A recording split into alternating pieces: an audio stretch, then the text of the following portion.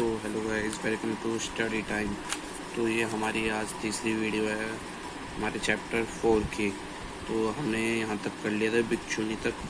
अब हम पढ़ेंगे बौद्ध धर्म के प्रचार। बौद्ध धर्म के जीवन काल में उनकी मृत्यु के बाद बौद्ध धर्म तेजी से फैला। इसका कारण यह था कि लोग तत्कालीन धार्मिक प्रथाओं से असंतुष्ट थे।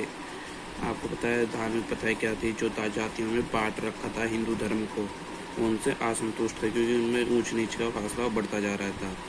और उस युग में तेजी से हो रहे सामाजिक बदलावों ने उन्हें उलझाने में बांध रखा था। बौद्ध शिक्षाओं में जन्म के आधार पर श्रेष्ठता की बजाय जिस तरह वह आचरण और मूल्यों के महत्व दिया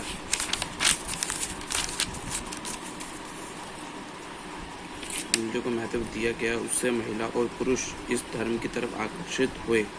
खुद से छोटे कमजोर लोगों की तरह मित्रता और करुणा के भाव से महत्व देने का आदर्श काफ़ी लोगों में है। इसमें बताया गया है कि जो क्या हिंदू धर्म में जब बहुत सारी कुरीतियाँ फैल रही थी, छोटे ऊंच नीच का फासला हो रहा, तो लोग उससे असंतुष्ट थे। तो वो लोग इसी कारण बौद्ध धर्म को अपनाने लगे। और बौद्ध धर्म में क्या होता है कि वो जन्मजात नहीं होता। बौद्ध धर्म में जो व्यक्ति जितना पढ़ेगा, जितना सर्वश्रेष्ठ बनेगा, वो उतना ही महान कहलाएगा। यूँ नहीं कि उसका बाप महान था तो वो भी महान है, नहीं, ये गलत है। ये उसमें गलत बताया गया था। तो ये बौद्ध धर्म में हमें बहुत अच्छी शिक्षा दी गई है महात्मा बुद्ध द्वारा। अब आएंगे बौद्ध धर्म के स्थापत्य चित्य अर्थ। बहुत प्राचीन काल से ही लोग कुछ जगहों को पवित्र मानते थे। अक्सर यह खास वनस्पतियाँ होती थी, अनूठी चट्टानें थी। यह विषमकारी प्राकृतिक सौंदर्य था। वह पवित्र स्थान बन जाते थे और ऐसे कुछ स्थलों पर एक छोटी सी वेदी भी बनी रहती जिन्हें चैत्य कहा जाता। अब यह एक क्वेश्चन में बनता भी है, जो 1 नंबर का क्वेश्चन होता है कि वेदी किसे कहते थे? चैत्य को कहते थे वेदी। चैत्य की सृष्ट भूमि। बैकग्राउंड ऑफ चैत्य। हो सकता है कि चैत्य शब्द चित्ता शब्द से निकला होता है। शब्दः के बाद शरीर कुछ अवशेष टीले के सुरक्षित रख दिए जाते हैं। अंतिम संस्कार से जुड़े ये टीले चैत्य के रूप में माने गए थे। जो बौद्ध धर्म में जो सांची के स्तूप मिले हैं, उस सांची के स्तूप में क्या रखा गया था जिसलिए वो मनाए गए? उस सांची के स्तूप में बुद्ध के अवशेष रखे गए थे। अवशेष मीन्स जो उनके अंग, मतलब उनको जलाने के बाद उनकी राख वाख रखी गई थी उनमें। चैत्य एवं बौद्ध साहित्य। बौद्ध साहित्य में कई चैत्यों की चर्चा है। इसमें बुद्ध के जीवन से जुड़ी जगहों का वर्णन है जहाँ वे जन्मे थे लुम्बिनी, जहाँ उन्होंने ज्ञान प्राप्त किया था, बोध गया, मैंने आपको पहले बता दिया था।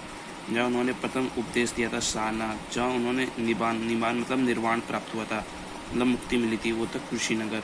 धीरे धीरे ये सारी जगह जहाँ उन्होंने प्रथम उपदेश दिया था वो पवित्र स्थान बन गई।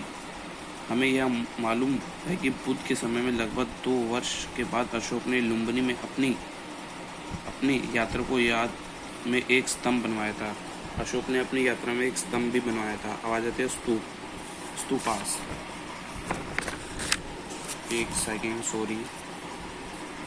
स्तूप, इसका अर्थ, मीनिंग ऑफ स्तूप्स।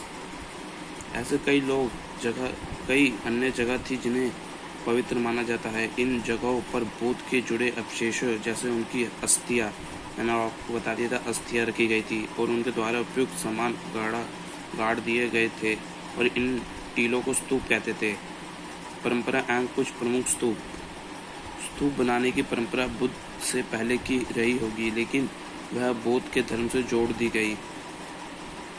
चूँकि उनमें से ऐसे अवशेष रहते हैं कि जिन्हें पवित्र समझा जाता है, इसलिए समूचे स्तूप को ही बुद्ध और बौद्ध धर्म से प्रतीक के रूप में प्रतिष्ठा मिली। अशोकवादनम नामक एक बौद्ध